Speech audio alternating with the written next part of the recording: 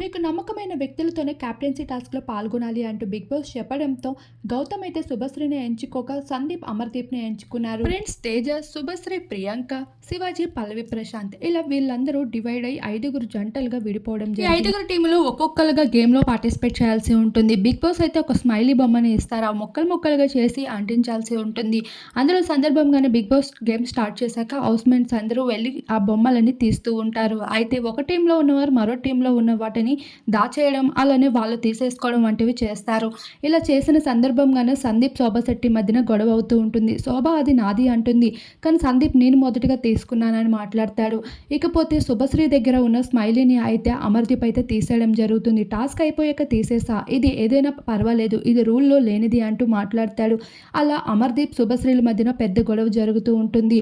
శివాజీ కూడా చాలా ఫైర్ అవుతాడు. ఇదొక చెత్త గేము, ఇలా అడ్డంగా ఆ గేమ్‌లో గెలవాలని చూస్తున్నారు అంటారు. పల్లవి ప్రశాంత్‌వి కూడా ఏ స్మైలీవి కూడా అటాచ్ చేద్దామంటే అవి దొరకకపోవడంతో అలానే శివాజీ, పల్లవి ప్రశాంత్ గ్రూప్ కూడా చాలా ఫైరింగ్‌లో కనిపిస్తూ ఉంటారు. అయితే ఈ టాస్క్ మొత్తాన్ని అమర్దీప్ అయితే ఫుల్ ఫైర్‌లో అయితే చెడగొట్టినట్లు కనిపిస్తుంది.